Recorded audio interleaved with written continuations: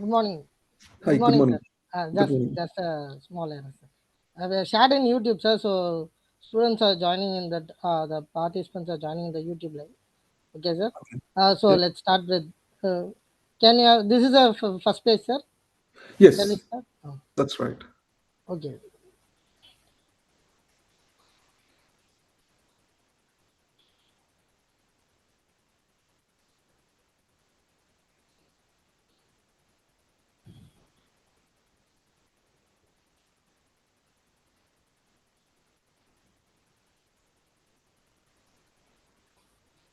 Can we start? Hmm. Good morning, everyone. It's my immense pleasure to welcome you all for the Generic Talk Series 31, organized by Department of Artificial Intelligence and Data Science, RMK CET, on the topic Emerging Horizons in Artificial Intelligence. I'm glad to welcome today's resource person, Mr. Madhukar Pabbisetty, sir. He is a product manager in the About You company, Hamburg, Germany. Welcome you, sir.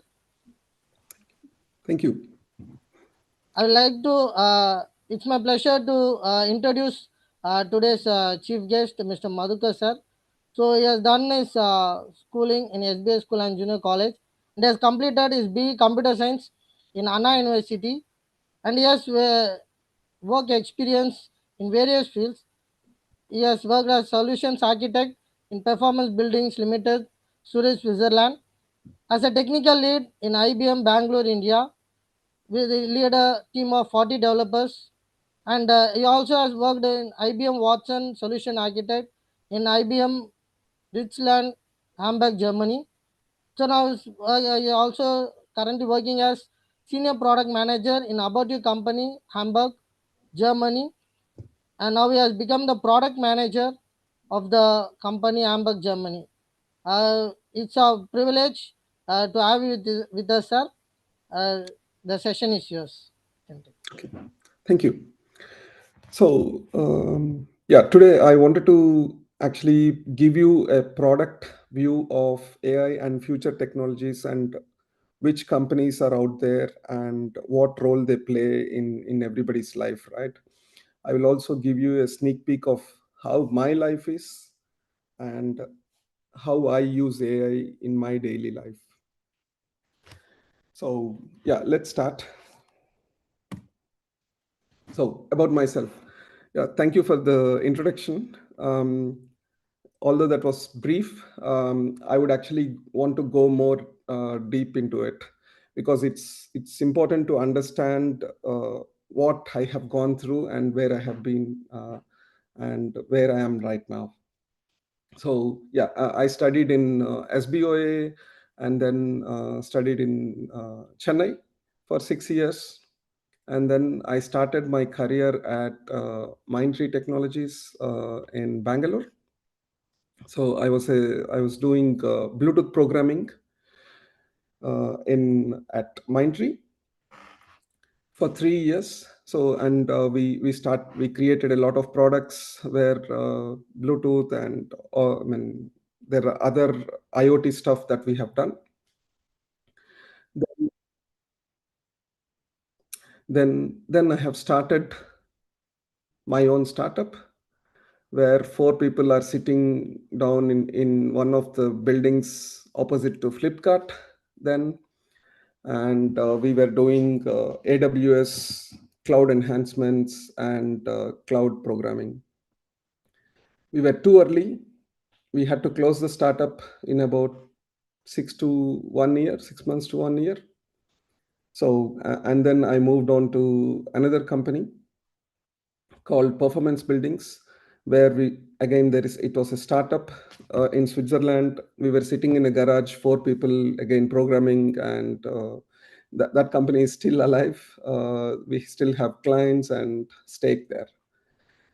And then I moved to India, got married, and I started a new I mean sorry I started in a new company called Kuram, which was a small company but then it was bought by IBM, and then that's how I went to IBM. So at IBM, I was doing architecture for various AI systems.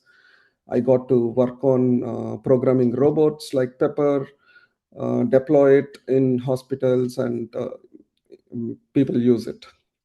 And I also tried quantum AI, everything that was possible at that point of time. And then once I quit IBM, I moved into a company called About You. It's it was the second biggest e-commerce company in Europe. Now, this year it was bought by Zalando. Zalando is the second, I mean, first biggest e-commerce company. So we are all part of one now. So at About You, I'm a product manager for checkout. So, and we offer SaaS offerings of e-commerce platform. So let's say, for example, you guys know Myntra or Flipkart. So it is their own product. Imagine Myntra or Flipkart being sold to everybody out there. So imagine Tommy Hilfiger using Myntra's infrastructure. So things like that. So we have about 20 clients. We have about 20 clients who use this SaaS offering, and yeah, we manage those clients, and we keep giving them new features for the product. So that's about me. Yeah, so I like CSK. Yeah, I grew up in Chennai, so yeah, that's how. And more about me, I am an angel investor in startups. I do programming myself still. I do write agents and all that stuff to help my daily work. And also, I am a huge traveler. So yeah, my aim is to travel the whole world before I die. I've already completed 45 countries, and then yeah, I do that with my family. So with my two kids who are ready to go at 2 a.m. when a taxi comes, right? So yeah, so that's about me. But then let's dive into the topic and see what's going on in the AI world, right? So yeah, this is kind of from the past to the future. So how we have started with machine learning and what we want to achieve in the future, right? So yeah, in 20 I mean, actually in 1920, sometime machine learning and AI was actually envisioned in Germany. Yeah, I think before in our lifetimes we will see super intelligent AIs where AI systems are much more capable than human systems, right? So yeah, and for me, it is the most profound technology that I can see right now. So as Sundar Pichai puts it, right? So fire was an profound technology, then electricity, internet, and then AI is the next one. So yeah, we are in a very dynamic era. So yeah, and it's an exciting one. So this whole presentation will revolve around product and not services. So I want you guys to go on a journey where you look into products, making products. What are the product companies out there where you could contribute or join or work as consultants or something like that, right? So the investment stack. So to understand this, we need to understand the investment stack. Who is investing and where is the money being invested at the infrastructure level, model level, and application level. So all three layers, the money is being pumped in now. So for example, data centers, GPU, memory. So all this is required on the infrastructure side. And then using this infrastructure, you create the models and you create all the multi-model functions which applications use to provide answers for end users, right? So these are the three main layers. We will go through each of them in the next slides. So data centers. So when it comes to data centers, all you hear about is Nvidia and Google and all these chip companies. So a million transistors goes into one small chips, right? So when I was actually in the college, so we used to work with one, two, five, 10 transistors and on the breadboard, and then we used to work on it. So now it has become multifold now, right? So on the AI data centers value chain, if you see, to just bring up one data centers, you need semiconductors, you need IT infrastructure, compute, you need memory, you need cables, you need water, you need cooling systems, cloud systems. So all these, there are, if you, when you see this present, when you see this slide, there's so many companies involved in just building the data center. So all these companies are an opportunity for us to get in, right?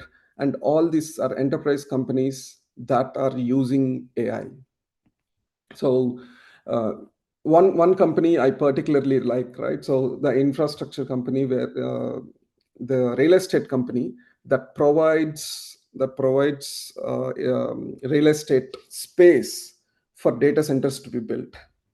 So these companies were providing real estate to cloud companies, which has seen its sunset now, and now it's for the data centers for the AI world. So Jensen Hong is the most popular man on Earth right now. So yeah, so he says like, AI factories are the new power plants. So 50 years ago, they were building power plants like there is no tomorrow. So now it is data centers. Next is the model layers. So where, yeah, you need to build models, right? So for example, take any application, for example, learning text, voice, images, videos. For everything you need model. And these are the medium in which data can be taken in, right? There are domain specific language models that are being developed for each domain, and specialized domains, right? So let's take healthcare, for example. When you can create a model just for healthcare, but you can create a model just for cancer study, you can create a model just for orthopedic study, right? So these are the kind of models that are being built by various companies. So all these companies are again target for anybody who wants to get into a job, or wants to wants to contribute to them.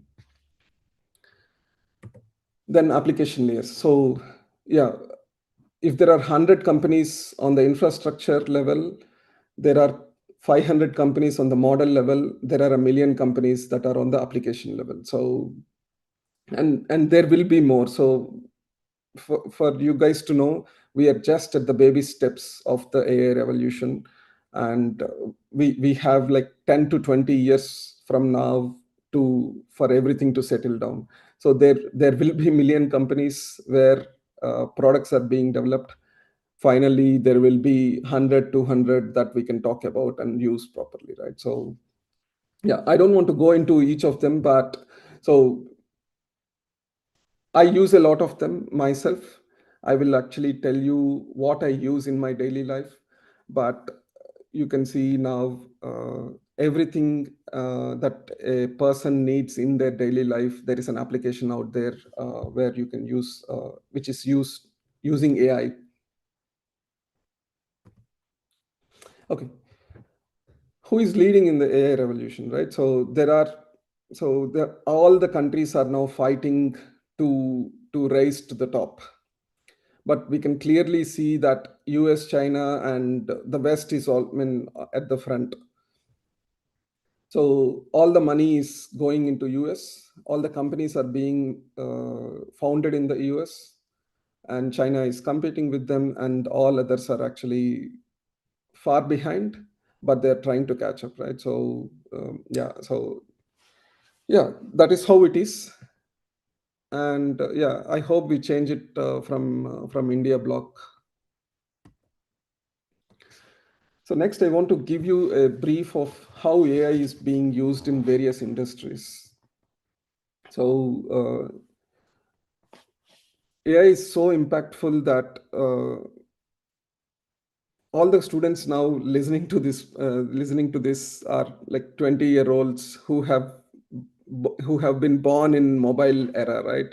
So, but I come from an era where I was still listening to radio, and we didn't have power all the time in the whole day, right? So we have seen the transition of from radio to TV to mobile, and then internet, and then cloud. So all these transitions and AI from Satya Nadella, right? So he thinks this is the most impactful era that is after mobile and cloud. So yeah, then AI in automotive. So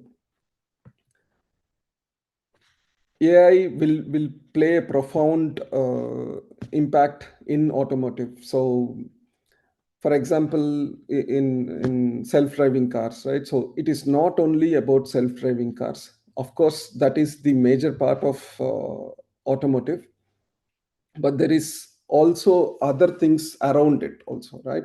So passenger experience, driver safety, and driver assist. Autonomous driving itself would have so many IoT devices inside the car, and they will have to communicate at warp speed to give decisions and to make decisions and to make right turns. So I'm sure you would know all the car companies that are working right now, but these are the 3 or 4 companies that already have cars in the roads, right? So Waymo is way ahead. They are doing 10,000 rides per day in US. Tesla has started, Zoox has started, Volkswagen has started in Hamburg. So I live in Hamburg, and Volkswagen has started in Hamburg. So and it's going to change the life of people. It is hard to imagine how autonomous driving will affect India, but at least in the West, where the roads, lanes, and markings are everything up to date. Here, I think it makes sense. In the next 5 years, it is going to be autonomous vehicles that will be driving the kids to school, or you to office, or anybody. So yeah, okay, yeah, in manufacturing. So Germany, I live in Germany. So Germany is one of the biggest manufacturing hub in Europe, and they have been using AI from a while, right? So they have if you go to Mercedes or Volkswagen factories, they have robots lined up from top to bottom. So that when there are less than 50 humans that touch the car before the car comes out. So that is the kind of robotics and AI that they have been already be using. And they're now with the new models, it's not only robots, but all support functions around these factories are also being automated. So, something like, I don't know if you guys know, Germany has so much of paperwork. So although, I mean, it's a Western country, they love paper. So now that paper is being digitalized. So a lot of paperwork is going online, and people are using AI to do that, right? So, and quality assurance, order management, everything is being driven by AI.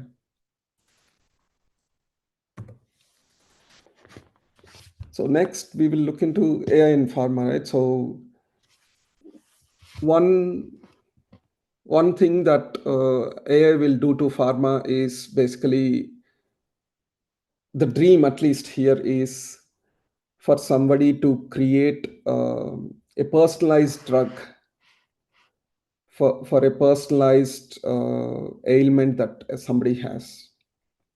So there are so many drugs that are out there that doesn't work for everybody. So but using one person's genes, I mean, with AI you can create drugs for just one person, right? So these are still in nascent stages, but in the next 5 to 10 years, I'm sure we will go to a stage where this is actually available for common public. Again, I there are so many other support functions that can be used in healthcare also, right? So diagnostic assistance. So now, uh, I'm sure you wouldn't have used healthcare and going to hospital so much at this age, but me with two kids, for example, so I have to go to hospital or clinics a lot of times when they're sick. And I live in Germany, so all the healthcare reports are in German, and there is no let's say gist of what is happening and all that. So what do I do now?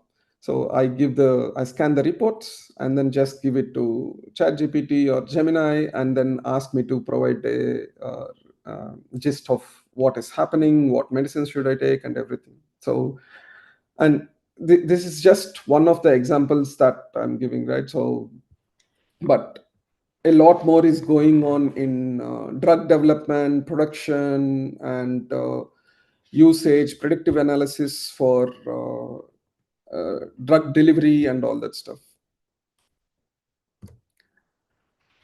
Yeah, AI in legal. So if we think of lawyers, these people actually are swamped in a bunch of paperwork, right? So I mean, in our daily lives, we don't see lawyers so much, but from the movies at least, all the lawyers' rooms are filled with paper, right? And there are legals, paralegals working for lawyers, helping them file paperwork in court and all that stuff. So all this is already being done by agents right now. So right, so there are chatbots being created where customers can directly speak to these chatbots instead of lawyers, and document reviews. So earlier, lawyers used to sit and write all this paperwork. Now everything is being digitalized, and all the information is being asked on chat, and then actually this information is being converted into the PDF forms that have to be filled in, right? And then case research. So you need, when you have to take a case to the court, you need to file your arguments, you need to file your evidence. All this is being done by AI right now, right? So the kind of jobs that are in legal space is drastically changing right now. So of course, there's litigation analysis. For a case to be solved, there are a lot of evidence itself is not enough, right? So always the judges always refer to the previous cases, what kind of judgments have been passed in the previous cases. They take reference from there. So now these references are so easily available, that I hope this will be used in India, and we can clear all the backlog of cases that we have in India, right? Yeah, my favorite, AI in productivity. So I have a slide at the end. what I do in my whole day and how my productivity has increased in the last few years, right? I would actually use that slide here. So I wake up in the morning. I have written some of my own agents where it gives me data, information, news about what is happening in the AI world. So and then I get an email. I have the agent sends an email with all the information into my inbox. Okay, so this is how I read. And then, as a product manager at About You, so I need to do competitor analysis. I need to understand my whole how the whole project is going on. I need to write new requirements every day. I need to improve requirements, write UI use cases, and all that stuff. All this is being done by AI right now. So Atlassian has its own AI, ChatGPT, Gemini, LLM. All these are being used. And then I just, I mean, I if I want to, I can scribble everything on my paper, and then it is being converted into designs on Atlassian. And then I use AI for presentations, right? So and also I invest a lot in startups, and there are a million startups out there. So for me to understand which startup to invest, what is the startup doing? So all this I used to sit and read, like spend hours reading startup documents, right? So now I just give this to LLMs and ask questions and give gist of this, so that it makes, I mean, something that I was doing for a day or two now is being done in 30 minutes, right? So it's I now I can actually study so many more startups before I invest. So that's how my productivity has increased.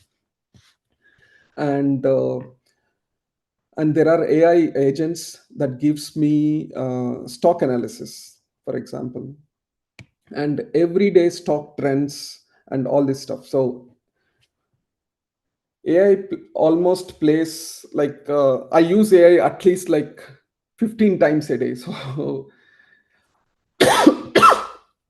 so that is how profound effect that has been created in my life, at least. Now, AI in enterprise, right? So enterprise means any company that has functions like IT, R&D, legal, compliance, human services, procurement, and facility management. Any company that is into manufacturing or anything that has these functions are called enterprises, right? At every stage, at every vertical and every horizontal, AI is being used. If not, it will be used in the next 5 to 10 years, right? So if you see this chart actually tells you where AI is being used and where it is not.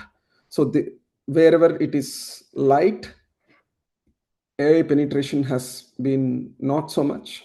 But as I said, we are just in the baby steps of of an adult human journey, right? So there's a lot of scope where changes can be done. Uh, for example, facility management, procurement.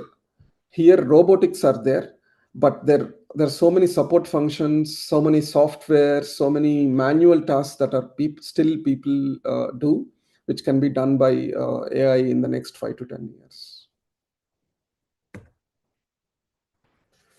Yeah, AI in robotics. I have touched this in various other places like warehouses and factories. So robotics itself, right? So if AI is the backbone of robotics, or I mean autonomous cars and all this stuff. But if you take the industry as a whole, AI will be one, autonomous driving, robots, and quantum computing. So all these four will go hand in hand. And just for you guys to know, right? So Elon Musk, his vision is there will be more robots than humans in our lifetime, right? So I think just 3 weeks ago, there was one robot that was released in China for $1,800. $1,800, a humanoid robot for $1,800 in 2025 means we are looking at sub €1,000, $1,000 robots in about 5 to 10 years, right? So, and when you have such cheap robots that can do your household work, there will be more than one robo at home helping people. There will be more than one robo helping people in hospitals, schools, and anywhere you go. I just want to give you my experience, right? So five years ago, when I was at IBM, I was programming Pepper robot to help people in hospitals. So the use case here is hospitals in Western world, right? So you hardly get to speak to anyone. So you feel alone in hospitals, right? So this Pepper robot speaks to people and creates a social interactions with people and helps them, reminds them things and all this stuff. So it is a humanoid robot that will go around and then keep talking to people, right? So and yeah, robotics, industrial robots have been there, but warehouse robots will be a big thing in the future. So Amazon has contributed a lot to warehouse robots. So their warehouses are automated, uh, like they show in the movies, like sci-fi movies, right? So then I want to touch upon quantum and how it will affect AI and the existing supercomputers. Just for sheer numbers, right? The ex- so quantum computers, Google has released a new quantum chip this year, where it did a job in 5 minutes, which would take 10 septillion years for a supercomputer to finish that job, right? So take 5 seconds to actually understand what is happening right now. So 10 septillion years, a job takes 10 septillion years was done in 5 minutes. So if this really becomes mainstream, what kind of applications you can actually foresee for this one? So everything would happen at a blink of an eye. So let's go through some of the use cases, right? So and also some basics. This is textbook stuff, but it's very important to understand how classical computing is different from quantum computing, right? So you have zero and ones in classical computing, and in quantum computers you have qubits. To simply understand qubits, right? So take a lemonade, for example. Lemonade contains lemon and water, right? But you can have a strong lemonade, you can have a light lemonade. So it depends on the concentrations of lemon and water. So it's as simple as that. So I mean, this is the easiest example of speaking about quantum, right? In classical computers, you can only have lemon or water. You cannot have lemon water. Here you can have lemon water, and in different proportions in quantum computers. And how is that possible, right? So but in quantum is basically quantum computers are based on quantum mechanics, quantum physics, right? So different proportions of zeros and ones can form another form, and that multiplies when you add more qubits. So one qubit has multiple forms, and if you have more qubits, more forms. So that's the superposition. And the third concept that we need to understand here is the entanglement, right? So entanglement is connection between two qubits. So no matter how distant they are, one qubit will actually affect the other qubit. So yeah, philosophically speaking, right? So because of quantum computers or quantum physics and quantum mechanics, people think there are parallel worlds, parallel universes, all that is possible. I am super excited to actually know of a day where a clone of mine is actually available in a different universe, right? So it's still it is think I mean it is exciting to think like that, but yeah, let's wait for it to be proved. Yeah, so if this technology is so fast, so profound, why is it not in mainstream right now, right? So because of the one reason, right? So it has a lot of loss actually. So error rates and loss is so much that you need to have stable systems to make it work. But I'm sure in the next 10 years there will be different kinds of quantum computers that will be released, which can do things much faster, right? So yeah, some of the use cases. So as I said, everything with quantum computers will be done in the blink of an eye. So one thing that one use case that really attracts me is the banking and crypto space, where millions of transactions happen at the same time, right? So and fraud detection in banking and transactions and in crypto or trading, this can be the current supercomputers need uh, need to understand the data.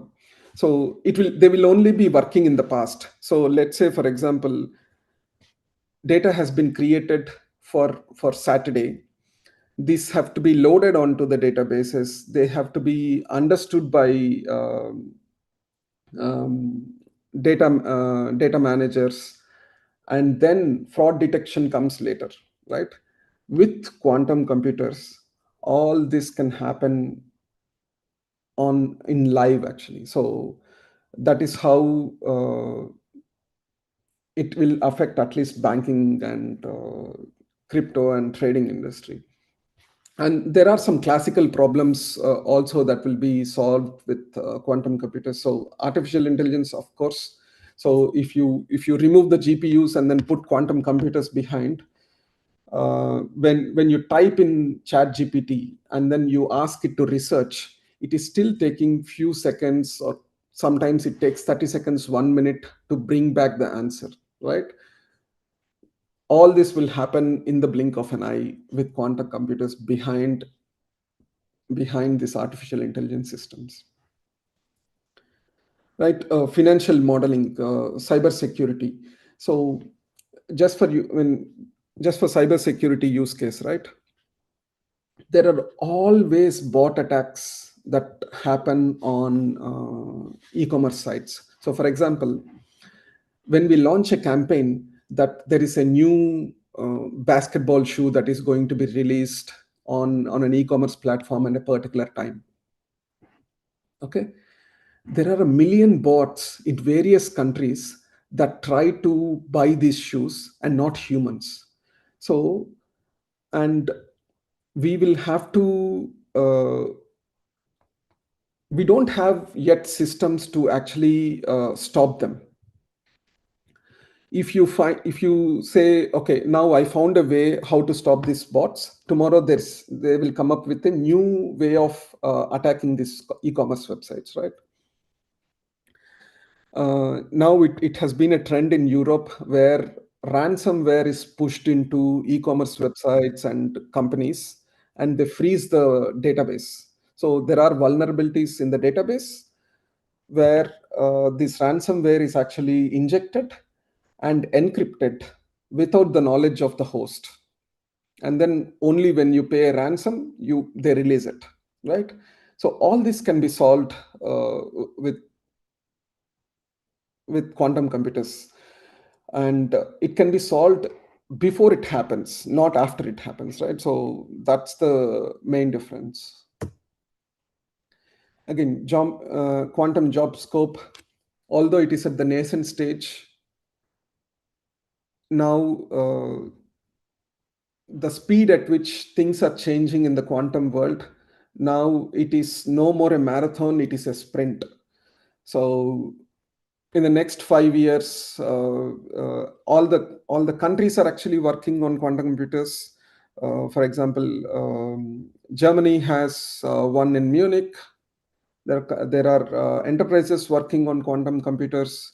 India has taken steps to build quantum computers in India without any information or knowledge from Western countries. So, lot of opportunities out there. Again, here we are still at a very very seed stage. There's a long way to go once it becomes mature, right? So some of the use cases that we've already talked about, and these are the technologies where it is already being used, right? So for example, battery technology, batteries will change people's life. That I think everybody agrees. So today batteries are being used in vacuum cleaners.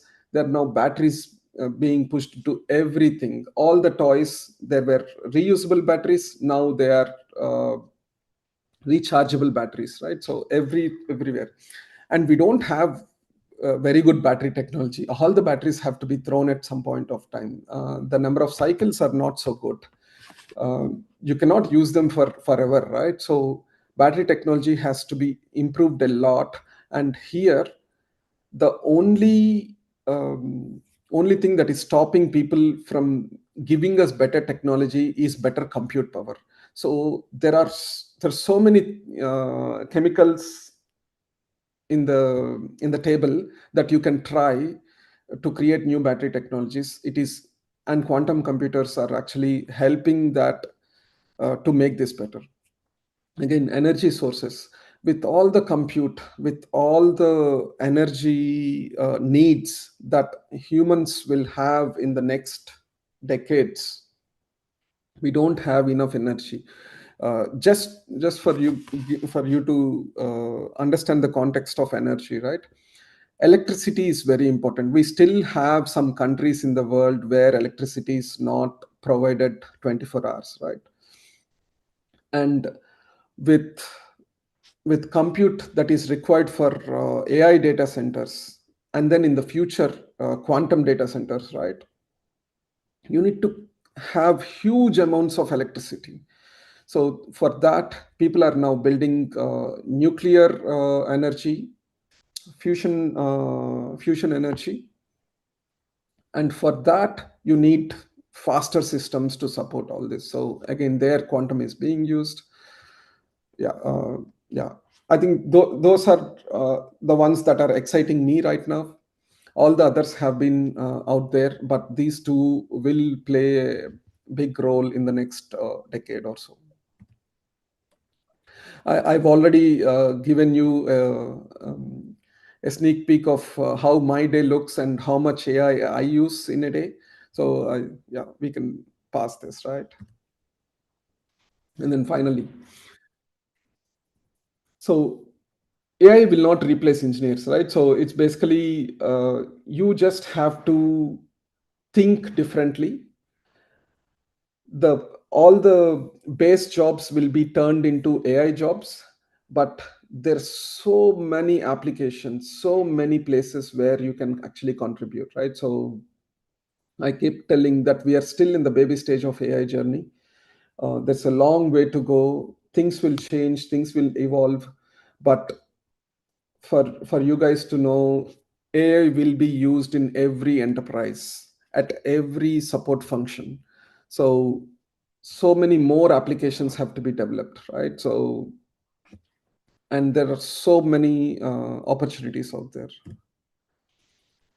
So I was thinking, how should the engineers of the future um, scope themselves, right? So what do you have to do when you are in a third year, fourth year of engineering, getting into the world where people are always saying, oh, there will not be any entry level jobs or something like that, right? So speak to people, understand. I mean, there are always cousins, brothers, families, and friends always in the industry. Speak to them, understand what is happening. So this is very, very important to stay ahead of the curve, right? So, and you you should not wait for college programs or college your HOD or somebody telling you what to do, right? You have to have your own git. You have to build tools on yourself, put them in LinkedIn, and build it for yourself, right? And then when you're doing these projects, follow the standards. So there are some industry standards that you have to follow. Like how do you imagine, you plan on building a tool, right? So write what you want to develop, right? And requirements, use cases, and all this stuff. And then writing, how do you maintain git, how do you maintain your project structure, how do you maintain your unit test cases, integration cases, all these things. If you already follow the industry standards, it's much easier for you to get a job, right? So, and then connecting with startups, not after you come out of the college, but now. So when you are in college, speak to startups, see what is happening, already collaborate with them, understand the domains that are changing in various industries, and collaborate with other universities also, right? So with IITs, with international universities, you can just reach out to people, and people will be happy to collaborate and help you. Yeah, so these are some focus areas that I have brought in. So for tech, what you may have to master on to get job in this kind of environment.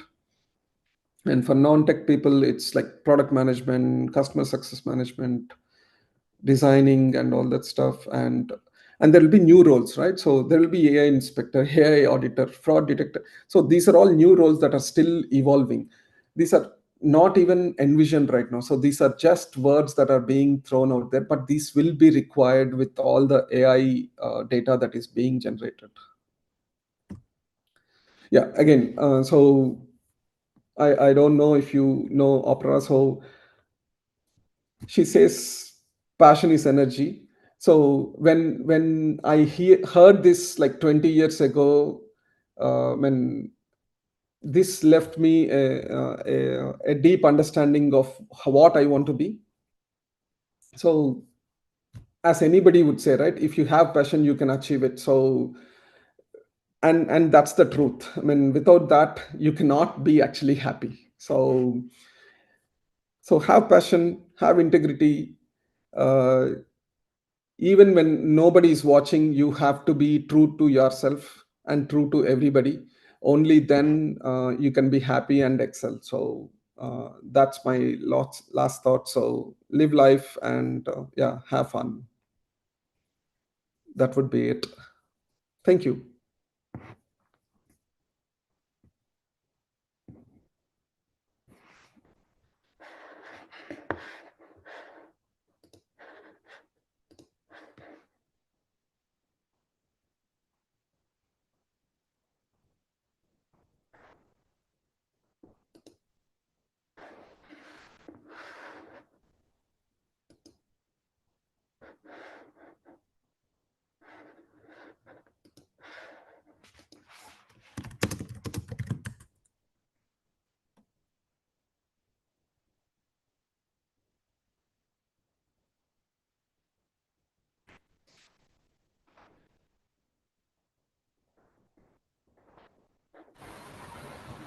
Yes, sir.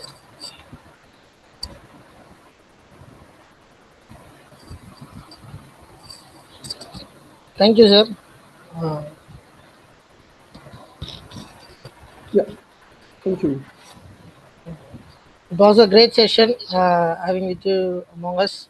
You give us really emerging technologies of various how artificial intelligence been implemented in quantum computing as well as robotics.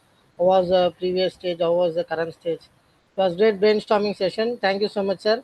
On behalf of department, on behalf of RMK College of Engineering and Technology, I thank you once again, sir, for your great. Thank you. Thank you all. Thank you, sir. Bye.